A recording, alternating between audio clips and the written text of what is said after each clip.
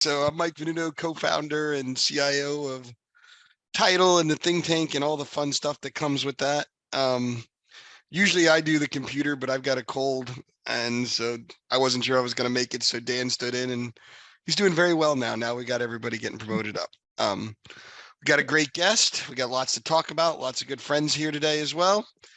We're going to use the word consumer as our celebration word. And with that, I'll kick it over to David and then Cynthia. Thanks so much. How are you, everyone? David Chikansky here, fellow portfolio manager, along with this bunch. Today should be a really good show. As Dan alluded to, the consumer is the heart of our economy and where they are going forward, especially with rates, et cetera, all things we're going to be able to kind of pick Evan's brain about today. So with that, I will kick it off to Cynthia. Hey, everyone. Cynthia Murphy, head of research for the Tank. Dito, what everybody just said. Weisskopf, you go, and then Evan, you introduce yourself. Yes, hi. I'm Evan Momios. I'm a consumer finance analyst at Bloomberg, and that was consumer finance. I didn't miss it. I was there.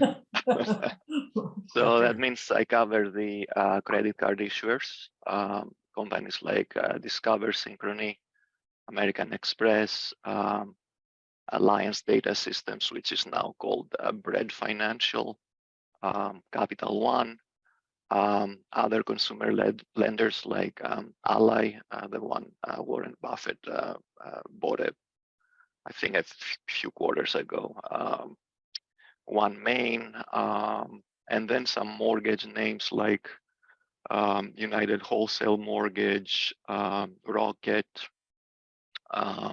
etc. So I'll be happy to answer any questions you may have about the fundamentals and the prospects of these companies and what we see and what they're telling investors and so forth. Well, let's start broadly speaking. What are you seeing in the way of how the consumer is doing these days? Yeah, so we heard from all of these companies not too long ago, a few weeks ago, when they reported fourth quarter results. We've seen economic releases since, and there have been a couple of conferences. So the head scratcher for everyone is that, we expect at some point that monetary policy is going to have an impact on consumer behavior, but that's not happening yet. So there is some pressure on cohorts on the lower end of the income spectrum. But overall, spending levels are pretty good. Credit card issuers give us monthly numbers about mid-month. So we got the January numbers that showed, loan balances mostly up. It's only 1 month, but it's the month after the holidays, right? January. So balances were up for particularly those who cater to the lower income spectrum. So Discover, Bread, Synchrony all showed small loan growth. American Express and Capital One, again, very modest, I guess, stability, you can call it. Credit quality is what should break at some point. Well, it hasn't. There was a small pickup in delinquencies and charge-offs for the month, but we're talking like 3 basis points or 4 basis points, which is in line with what happens in January usually since 2015 at least. The stocks themselves, you have seen the behavior of the market, that fear of what may happen in the economy next, and the U.S. consumer, is what governs the behavior of these stocks too. So I have way too many questions, and so I'm going to start with one, and just because I know we all have a lot of questions for you. But consumption patterns, right? Like we all bought all this stuff, right? During COVID, we were sitting at home. We were like, "Oh, I could use that. I could use that." Everyone like filled their place with stuff, and then we moved on to services, right? Traveling, leisure, hospitality, food. Do you have any insights into that trend? Is that a continued trend? Is it going to divert at some point? Like, do you have any underlying thesis on how the consumer continues to evolve in their preferences? Because it does feel like we still have not come back to peak stuff, for lack of a better phrase, for the e-commerce trade that everyone was like looking at in the midst of the pandemic. So are we going to go back to buying stuff, or are we going to stay in this service economy where hotels are still booked everywhere you go, et cetera? Or any thoughts on that in general? Yeah, I think it depends on your time frame. I mean, if you look at during the pandemic, there was not a lot of traveling you could do, right? So there has been a rebound in that has not subsided much. I'm not a consumer analyst, so I don't follow the month to month statistics that surveys generate. But what I do know is that when you look at the companies and the credit card issuers and what they report, people are spending in way more than basic needs kinds of goods. So American Express, for example, that is more reliant on prime and super prime consumers. They're counting on travel and activity outside of the country, catching up with what we have seen in the US too. Then issuers that cater more to lower income segments, they emphasize the fact that inflation is up, price of goods goes up, but people need to go to the grocery store and they need to refill their gas tanks, and they do that with their credit cards mostly. So you hear it on Bloomberg TV and Bloomberg Radio probably every day, not to bet against the U.S. consumer. So I think that is still going on. It's not going to end. There are going to be fluctuations. I noticed there is some, deceleration. Probably you've seen it also in goods inflation. But again, these are, to me, adjustments from things going out of trend for a while. So that's what I know about all that. So I'm going to chime in on a different consumer for a minute. You mentioned American Express and some of these other, they're not really US companies anymore, right? Like they just happen to be domiciled here. There's a lot of talk about the Chinese consumer coming back now, right? Like I have some friends in Hong Kong that took off mask for the first time in 3 years yesterday. I'm curious, like, is this a narrative, or is there any legs to the idea of the rebirth of the Chinese consumer? Yeah, I think it is a narrative, if not directly. I don't know how many Chinese have an Amex card, but there are people around there in the Asian countries that their activity will benefit this international, US based organizations. Like I don't cover Visa, MasterCard, but we mentioned Amex. I don't cover Citigroup, but they have a presence there. So if it's not helping directly, it is helping indirectly. That's one of the reasons Amex is more optimistic about the future. That's exactly I think what they're talking about. Can I jump in real quick before Dan? By the time I find my little hand thing, I was just going to say, like, anecdotally, like yesterday at the gym of all places, I ran into this guy who I know who worked at TransUnion, and he was telling me that one of the big revenue sources for TransUnion is actually that credit inquiry. And apparently the numbers are really down, meaning nobody's applying for credit right now.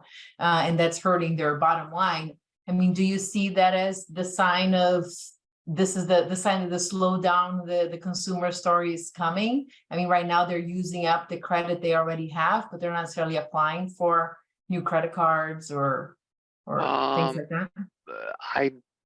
They haven't talked about a slowdown in credit card applications or gaining share.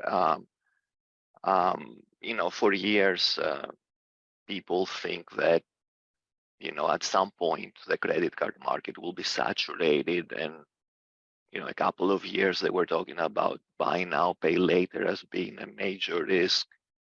I don't think that is the case. I know for a fact that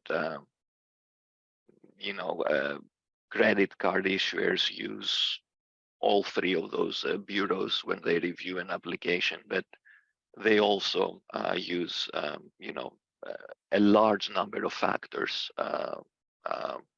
They utilize AI, machine learning, etc. So I don't cover the bureaus, but I wouldn't read much into that yet. It may be more related to the huge decline in mortgage applications, right? That is an area we didn't touch upon, but that's the one that is, completely on the opposite end. People use their credit cards, but people don't buy houses at a 7% 30-year mortgage. And maybe those entities, the three bureaus were benefiting from the refi boom. Until recently, you had, what was it, 21, 4 billion in mortgage, 4 trillion in mortgage originations. And last year you had a little over 2, and this year you're going to have 1.8 at best. So maybe that's what's impacting their business. But I'm speculating. I don't know the answer. You seem to have a much rosier picture on the consumer than honestly I thought you might have going into this. Yes, cheers, everyone. It is more of our opinion that so a lot of the stimulus that's still going out is going out to kind of the blue collar workers as it should, and their balance sheets or their savings accounts, while still probably small relative to his history, are actually relatively high, right? In the 0 to 20K range are actually much closer to 20K to 0, which is like a change from where we have been in the recent historical past. But our concern has been with the white collar employees, right? The tech layoffs that aren't even showing in unemployment. You can claim unemployment 12 months after the fact. So a lot of the tech workers with huge severances have no reason to jump in and claim unemployment right away. But I keep waiting for, if you look at the total outstanding debt that they have versus their savings rate, like when is something going to give there? Like where is that disposable income still coming from? So you seem pretty confident in that category's ability to spend. What about what I'm saying is incorrect in your mind? There is nothing incorrect. It's just what we were talking about before. We started at 5 o'clock, which is it's a head scratcher, right? Something has to give, but it's not happening yet. It's a matter of time. Usually, it's what you use your card for. Some of these issuers, like Discover, for example, it's daily basic needs that people put on their card, so they're not going to see much of that. Then people say, well, maybe American Express will, because these are big ticket items. But I've been unemployed a few times in my life. I still kept my Amex, and I still kept using it. I used it less. That's just one example. It's anecdotal, but the point that Amex makes is that people that use their card will continue to spend as long as the economy is growing. I mean, the fact of the matter is that if you look at GDP growth or consumer spending, and you expand your time horizon, it's an upward sloping line. But like you said, what is happening and what the Fed is doing should have an effect at some point, but it hasn't happened yet. Maybe all that PPP money or the support they gave at some point is gonna be gone. But I remember before the before the COVID-19 pandemic, it's not the same consumer. You look at long-term trends and you say, well, this is what happened in 2000. Well, in 2000, you could not get into an Uber and go make $50 in a few hours, right? Or deliver a package and make a living, and while still collecting unemployment benefits. So this gig economy, I think, is another factor that is not reflected in models and the way we think about what should be happening. Maybe that's what is delaying what should be happening. But at the end, I'm on your side. Wait, did he just say the gig economy to our portfolio manager of a fund that manages to that? Yep, absolutely. You can get, there's a single ETF. You can buy all of our stocks in one in one shot. So Great opportunity. Yeah. Thank you. and SoFi is involved with that, I might add, who's a financial services company. Anyway, having too much fun here on that. What companies that are in your coverage might get hurt or benefit if they don't handle the rise in interest rates incrementally from here, if you follow me on that? Because rates might continue to go up, but not all these companies are going to be positioned to pass the increase off to the consumer. Yeah, I mean, you cannot keep doing this forever, right? Similarly to when rates go down, at some point you reach resistance or consumer behavior changes. So none of these companies counts on interest rates going up benefiting their profitability. They are concerned about inflation because it's something that has not been a factor before in their models. But you're talking about, okay, will it impact spending? And there is where we need to talk about what I was mentioning earlier, the differentiation across the companies. So there are credit card issuers who have customers who transact and pay off their balance every month. Example, American Express. And there are others who target revolvers, people who keep loans outstanding and balances, and there they make a spread. For example, Capital One. Well, those entities that have a balance sheet, as we say, that have loans on their portfolios and they finance typically with deposits, they don't count on higher rates helping them anymore. So that thing is behind us. But they usually don't go to the next point, which you guys get into because you are thinking in a more macro level that at some point, this may impact consumer spending. And I think the reason for that is related to the first argument that, your credit card interest rate is not going to go up much more if you're already paying, 23%, and then you pay 23.25. It's not going to change the world for you.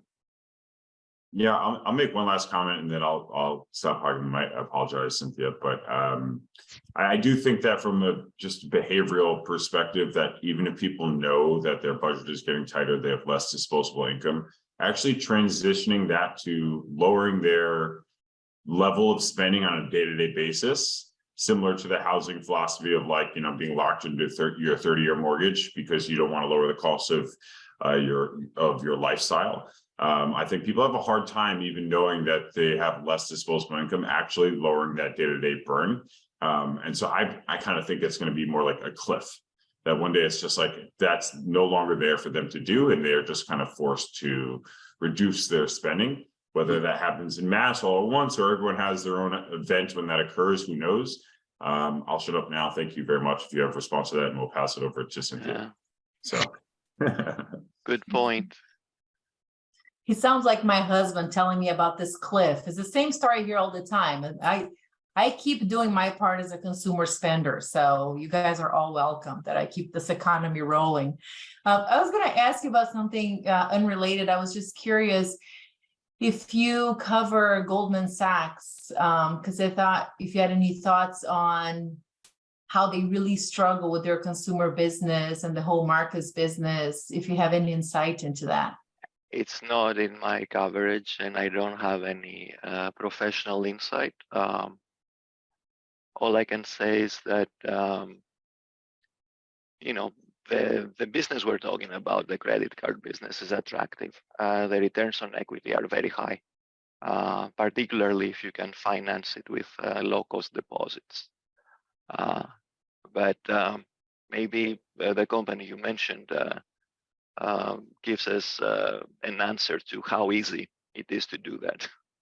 Mm-hmm. Or maybe it's not easy. Right. Should we tilt a little bit to some of the people who were quick to ask some questions? They're building up.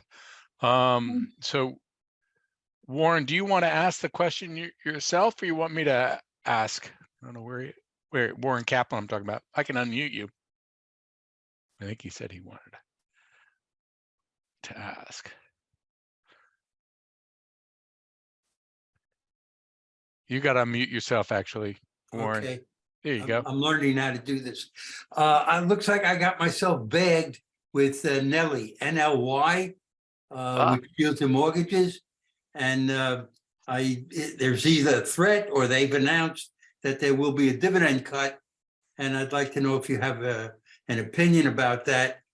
And so that's my question. Nelly, NLY, they deal in mortgages? Yeah. So Annaly Mortgage is something I came across for the first time 15 years ago. Over those 15 years, lots of people made a lot of money owning it, not because of stock price appreciation, but because of the dividend. The dividend is critical. It's a levered mortgage investor, so they have to be careful. And the leverage they use right now is very, very low, so they're cautious about it. They had to cut the dividend, not because they did anything wrong or announce a dividend cut, but because the market environment is horrible for them. The interest rate environment, to be exact. The spread between what mortgage-backed securities offer and what it costs them to finance and hedge that is not advantageous to their business right now. So it's a REIT, so they have to pay out 90% of what they earn. So this is not like an industrial company that is going, in trouble and they need to cut the dividend to preserve, liquidity and make sure they survive the crisis or anything like that. It's a direct function of their profitability. Their profitability will improve when the Fed stops raising rates, when things get to the other side of this. And it will get much better if they start cutting rates. So until then, I think you should be used to the new dividend. And the longer this period lasts, the more uncertain that dividend will become again. But it's a cyclical entity. The cycle will turn at the end. Evan, have they announced the new rate that they'll be Yeah. paid?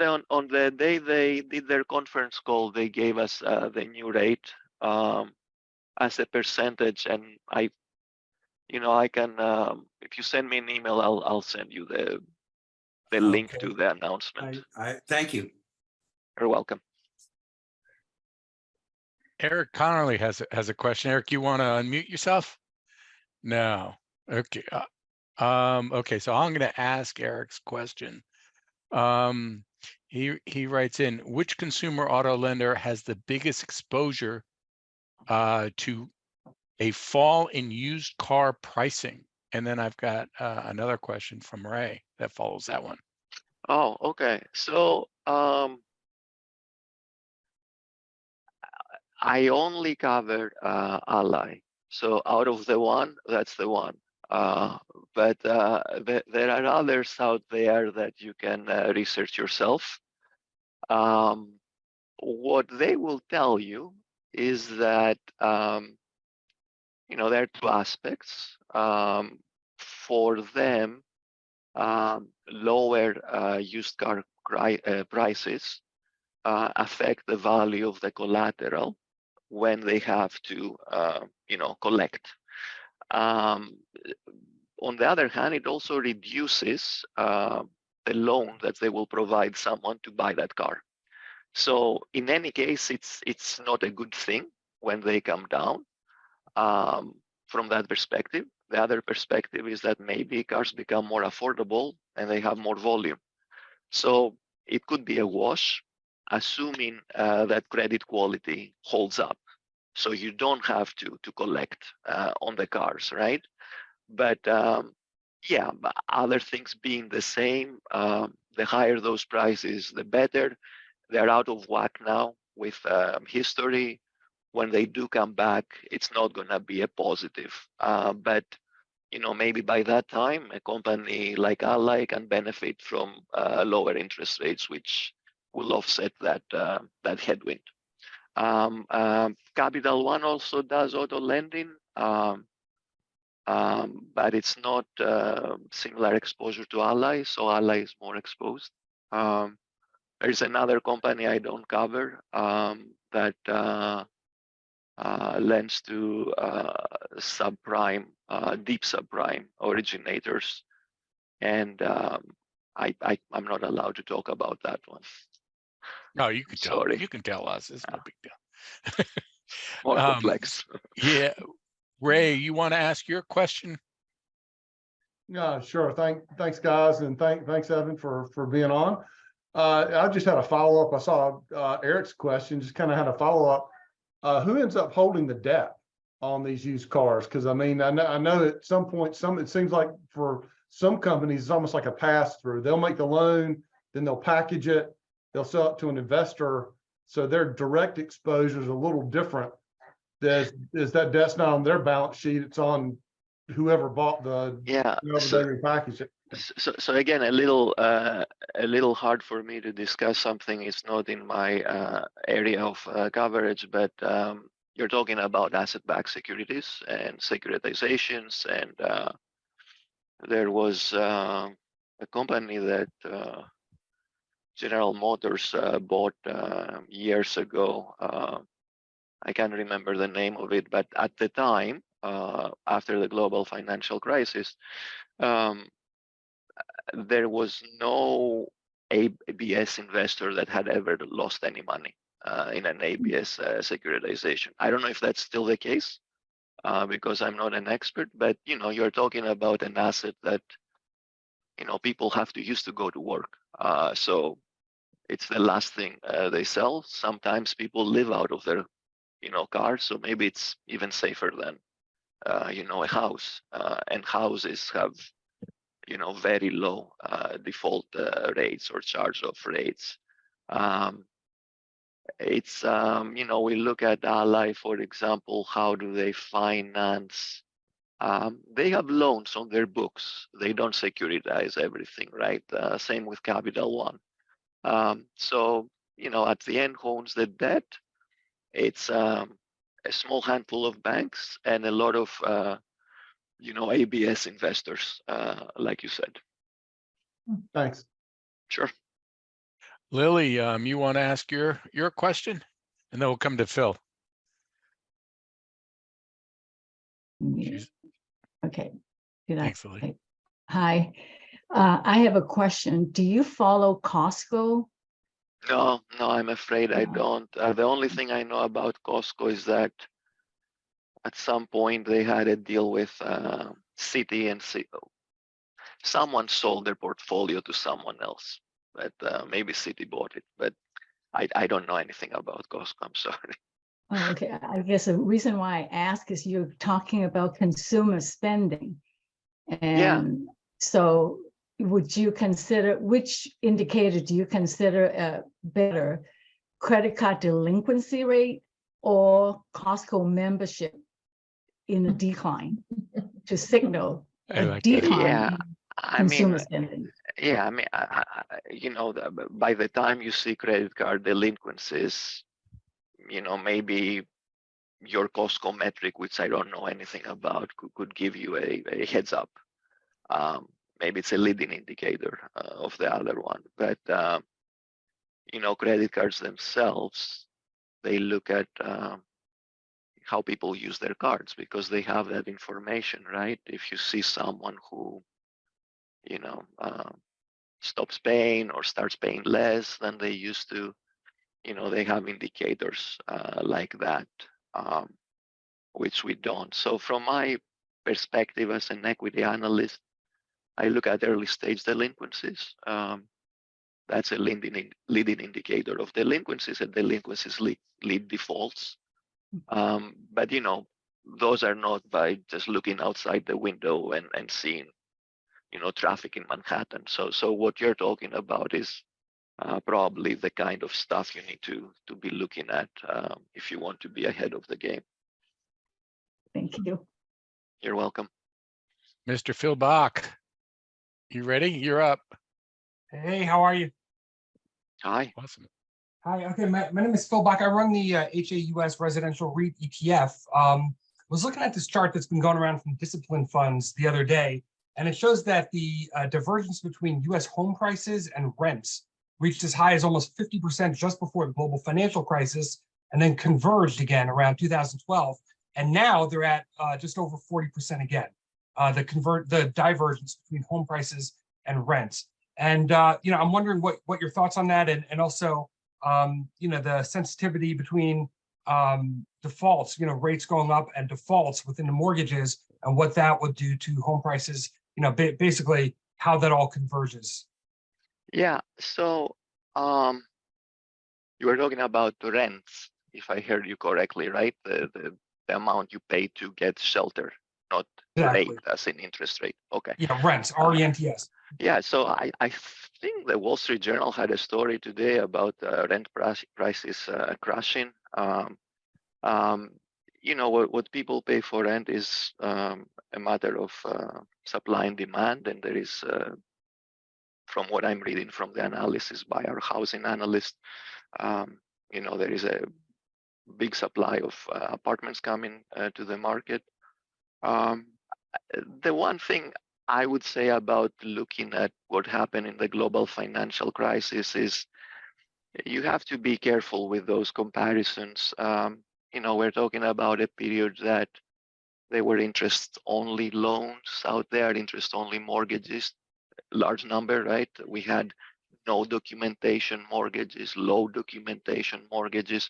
So the housing finance market was completely different. The GSEs back then were supposed to be, they were public entities that had the implicit guarantee of the government.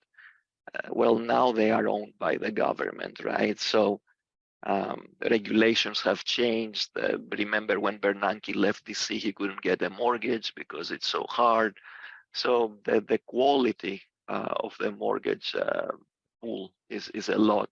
I mean, it's different than it was back then. The other thing I would say is that keep in mind that if your mortgage is fixed rate, it doesn't matter what rates are doing, right? And even if it's adjustable, it only matters when you come to the reset time. So the total mortgage market in the US is $12-13 trillion. All of that has been originated in the last 4 years, when rates were between 2.5% and 3.5%, and now we're at 7%. So you know, most people won't have to deal with the reality that, oh my God, I have to get a new mortgage and interest rates are up and I have to pay more. I would think that, you know, if you look at any asset like a house and you want to evaluate it properly, you have to look at the income it generates. So if rent is that income and rents go down, the value of your house is less. But I don't know if there is a cause and effect and what the lag is, but you know, I'm gonna look into that. Thank you for the data point. Lily, you don't have, do you have a follow-up question? Because otherwise I'll go.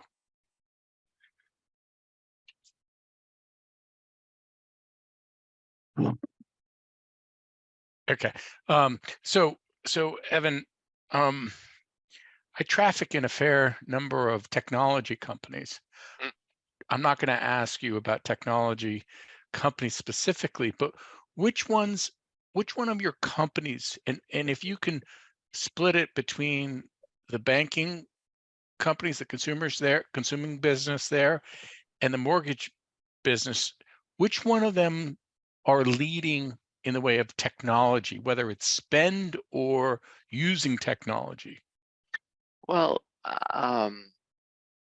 one of my companies, Bread Financial, former Alliance Data Systems, said at a conference 2 days ago that they're going to introduce their mobile app this year, and they haven't had one because that's how little they have invested in technology. So that would be on the bottom in my mind, right? However, they are spending a lot of money in converting their systems and developing applications and all that. So that's a little bit of an extraordinary outlier sort of case. Everyone else has been using technology for different reasons. We do have some names here that exist only in the digital world, you know, like Ally or Discover. They don't have branches. So you only do business with them via a website or an app. But then there are things you don't see. For example, when you apply for a credit card with Synchrony Financial, you know, you go to a store and on the way out, they say, do you want to get a, you know, our credit card? And Synchrony is behind that thing. And if you are in the, can't remember where I did this recently or 2 years ago with someone, but they had a little iPad kind of device, and they said, please put in there the last 4 digits of your social security. You press the button and your application is approved. And then I was talking to the CEO of the company at the time, and she told me that they only do that to make you feel better. They know by your number, your phone number, who you are, and they can do the whole check without you giving them the last 4 digits of your social or signing or anything like that. And they had an Israeli company that was doing that. Then I remember once the CEO of JP Morgan was saying that, you know, in the old days, you approved an application looking at a sheet that had, you know, your FICO score, the client's FICO score, and 5 factors if you own a house. And, you know, check. Here is your application. The card came through the mail, you know, days later or weeks later. Now they look at hundreds of factors. And sometimes a human is not involved, right? So they all have big investors in technology, particularly the ones that don't have physical presence. I would think they're more ahead of the game than others. So, you know, companies, like I said, like, you know, Discover, Ally, they have invested a lot. But others invest in areas we don't see, like risk management and so forth. So that's my answer. I might put you in touch with my friends at Provenance or Figure. They now are doing HELOCs, by the way, in 5 minutes. I don't know if you know them. Yeah, I'm not shocked. If you told me 2 years ago, I would be. But you know, we used to be trying to take weeks to days, and now we're talking minutes. On that note, did you see what Amazon just did? They're gonna like make companies their employees stocks ownership like eligible to be pledged for HELOCs essentially. So they'll be able to take like their granted shares of Amazon and use that as collateral for like a HELOC. Oh yeah, I saw that. Yeah, who is doing that for them? Yeah. By the way, on a totally unrelated note, Eric Connerly, did we just watch you go rob a bank? I don't know what was going on there, but we saw him take some big bag and throw it into his car and speed away. So this is the first live robbery on the ETF Think Tank, folks. Oh my God. And it would be Eric. He's got to go do some consumer spending right now.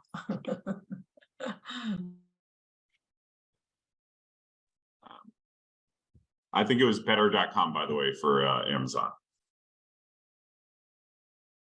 Borrowing against shares for down payments. Yeah, I know. I saw the story in the press. You know, it's I mean, the large banks have been giving, like companies like Morgan Stanley, etc. You know, they have been giving loans against securities that people have. But to a certain level of investor, right? This is kind of meant to go further down the spectrum to be available more to the masses of the employee stack at Amazon. Yeah, so, I don't know anything about Better, but it will be interesting to see how they hedge their risk, because you know, you have risk of the asset, the house you're underwriting, and risk of you don't have a down payment really, you have a piece of paper. Yeah, better hope that Amazon package doesn't catch fire in your house, because then the whole thing's on both sides. Yeah, and it's to a single employer. Yeah, I don't know. We'll see. When you look at American Express specifically, you know, how are they managing their technology spend? You know, are they doing it to lower costs, or are they doing it to increase revenue? I'm sorry, I was reading one of the Q&A questions. Can you repeat, please? Well, I'm curious to know, when I think about American Express, which frankly, I know you can't comment on MasterCard or Visa. You know, I'm curious to know whether or not you think their technology spend is charged at increasing their revenue, or more defensive, where they're lowering their costs. Okay. So the, you know, in the bank world, in financials, people often ask that question, right? Of your technology spend, what goes towards you know, running existing technology and preserving it, maintaining it, versus investing for the future, new initiatives and so forth. The way they discuss this, the way they talk about it is, you know, is different in a way. They don't have a lot of the, you know, legacy problems that other organizations had, and it's a simpler sort of animal what they do, right? What I mean is that they own the infrastructure, they own the rails. There is what we call a closed loop system that applies to Amex, and it applies to Discover, meaning the transaction settles on their network. It's not like a bank that issues a MasterCard and they have to use the MasterCard network for that. So they are direct beneficiaries of their technology spend, and they have less implication in terms of compatibility and so forth. When they talk about technology spend, to them, it's about customer acquisition. It's about simplifying life for their, you know, credit card holders. It's like, you know, when they promise you that if you use your card at I don't know, a Lululemon, and you'll get $50 back, you do get it, you know, immediately. They have not been on the news for any technology hiccups or any, big conversions. So to me, that implies that, they spend a lot on the customer acquisition and marketing side and not on fixing, old problems. Do you have any thoughts on, I might just be a subset of the company data you guys are focusing, or you specifically are focusing on?